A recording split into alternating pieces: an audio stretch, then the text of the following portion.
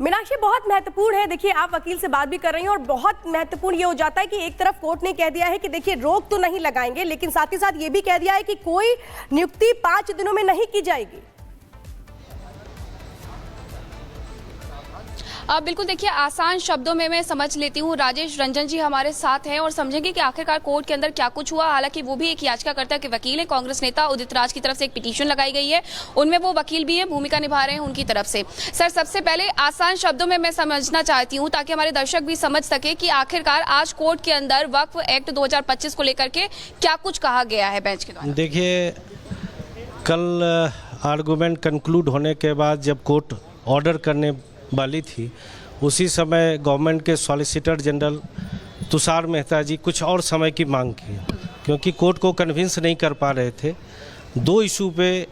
एक कि जब कोर्ट ने डायरेक्टली पूछा कि कोई रिलीजियस इंडोमेंट ऐसा है जो हिंदू का आप बताइए, जहाँ की कोई नॉन हिंदू उसमें बोर्ड का या मैनेजिंग कमेटी में मेंबर रहा हो, ऐसा कोई भी एग्जाम्पल पूरे कंट्री में बताइए। तो बैकफुट पे थे, कोई नहीं बता पा रहे थे, उन्होंने कुछ टाइम मांगा।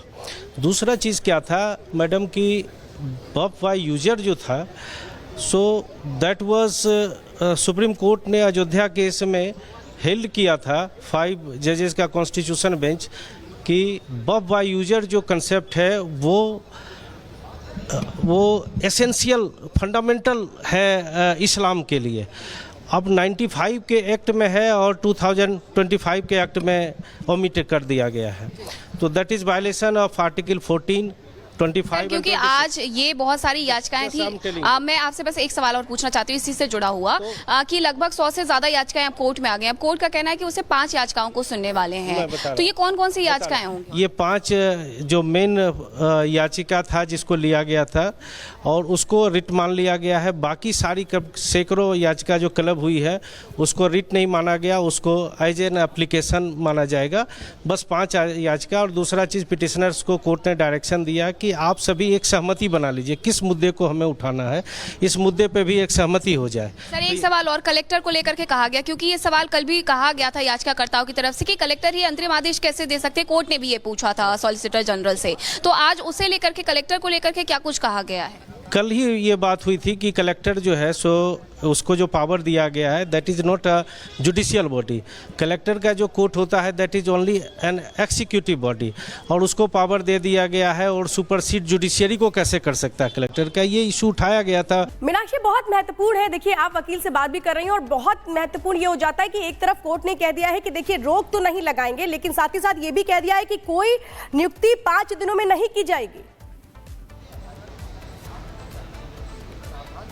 बिल्कुल, देखिए आसान शब्दों में मैं समझ लेती हूँ। राजेश रंजन जी हमारे साथ हैं और समझेंगे कि आखिरकार कोर्ट के अंदर क्या कुछ हुआ। हालांकि वो भी एक याचिकाकर्ता के वकील हैं, कांग्रेस नेता उदित राज की तरफ से एक पिटीशन लगाई गई है, उनमें वो वकील भी हैं, भूमिका निभा रहे हैं उनकी तरफ से। सर, सबसे पहले आसान शब्दों में मैं समझना चाहती हूँ ताकि हमारे दर्शक भी समझ सके कि आखिरकार आज कोर्ट के अंदर वक्फ एक्ट 2025 को लेकर के क्या कुछ कहा गया है बेंच के द्वारा। देखिए, कल आर्गूमेंट कंक्लूड होने के बाद जब कोर्ट ऑर्डर करने वाली थी, उसी समय गवर्नमेंट के सॉलिसिटर जनरल तुषार मेहता जी कुछ और समय की मांग की, क्योंकि कोर्ट को कन्विंस नहीं कर पा रहे थे दो इशू पे। एक कि जब कोर्ट ने डायरेक्टली पूछा कि कोई रिलीजियस इंडोमेंट ऐसा है जो हिंदू का आप बताइए, जहाँ की कोई नॉन हिंदू उसमें बोर्ड का या मैनेजिंग कमेटी में मेंबर रहा हो, ऐसा कोई भी एग्जाम्पल पूरे कंट्री में बताइए। तो बैकफुट पे थे, कोई नहीं बता पा रहे थे, उन्होंने कुछ टाइम मांगा। दूसरा चीज़ क्या था मैडम की वक्फ बाय यूजर जो था, so that was supreme court ने अयोध्या केस में हेल्ड किया था 5 जजेस का कॉन्स्टिट्यूशन बेंच कि वक्फ बाय यूजर जो कंसेप्ट है वो एसेंशियल फंडामेंटल है इस्लाम के लिए। अब 95 के एक्ट में है और 2025 के एक्ट में ओमिट कर दिया गया है, तो that is violation of article 14, 25 क्योंकि आज ये बहुत सारी याचिकाएं थी। मैं आपसे बस एक सवाल और पूछना चाहती हूँ इसी से जुड़ा हुआ कि लगभग 100 से ज्यादा याचिकाएं अब कोर्ट में आ गई। अब कोर्ट का कहना है कि उसे 5 याचिकाओं को सुनने वाले हैं, तो ये कौन कौन सी याचिकाएं होंगी? ये 5 जो मेन याचिका था जिसको लिया गया था और उसको रिट मान लिया गया है। बाकी सारी सैकड़ों याचिका जो क्लब हुई है उसको रिट नहीं माना गया, उसको एज एन एप्लीकेशन माना जाएगा। बस 5 याचिका। और दूसरा चीज़, पिटिशनर्स को कोर्ट ने डायरेक्शन दिया कि आप सभी एक सहमति बना लीजिए किस मुद्दे को हमें उठाना है, इस मुद्दे पे भी एक सहमति हो जाए। सर एक सवाल और कलेक्टर को लेकर के कहा गया, क्योंकि ये सवाल कल भी कहा गया था याचिकाकर्ताओं की तरफ से कि कलेक्टर ही अंतरिम आदेश कैसे दे सकते, कोर्ट ने भी ये पूछा था सॉलिसिटर जनरल से, तो आज उसे लेकर के कलेक्टर को लेकर के क्या कुछ कहा गया है? कल ही ये बात हुई थी कि कलेक्टर जो है सो उसको जो पावर दिया गया है that is not a judicial body.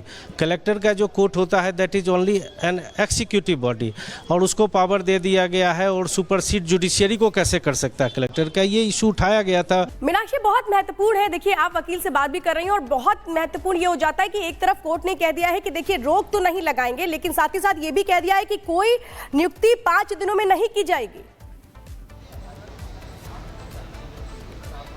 बिल्कुल, देखिए आसान शब्दों में मैं समझ लेती हूँ। राजेश रंजन जी हमारे साथ हैं और समझेंगे कि आखिरकार कोर्ट के अंदर क्या कुछ हुआ। हालांकि वो भी एक याचिकाकर्ता के वकील हैं, कांग्रेस नेता उदित राज की तरफ से एक पिटीशन लगाई गई है, उनमें वो वकील भी है, भूमिका निभा रहे हैं उनकी तरफ से। सर सबसे पहले आसान शब्दों में मैं समझना चाहती हूँ ताकि हमारे दर्शक भी समझ सके कि आखिरकार आज कोर्ट के अंदर वक्फ एक्ट 2025 को लेकर के क्या कुछ कहा गया है बेंच के द्वारा। देखिए, कल आर्गूमेंट कंक्लूड होने के बाद जब कोर्ट ऑर्डर करने वाली थी उसी समय गवर्नमेंट के सॉलिसिटर जनरल तुषार मेहता जी कुछ और समय की मांग की, क्योंकि कोर्ट को कन्विंस नहीं कर पा रहे थे 2 इशू पे।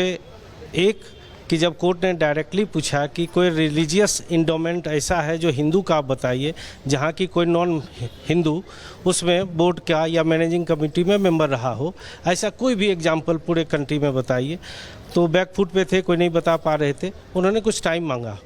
दूसरा चीज़ क्या था मैडम की वक्फ बाय यूजर जो था, so that was supreme court ने अयोध्या केस में हेल्ड किया था 5 जजेस का कॉन्स्टिट्यूशन बेंच कि वक्फ बाय यूजर जो कंसेप्ट है वो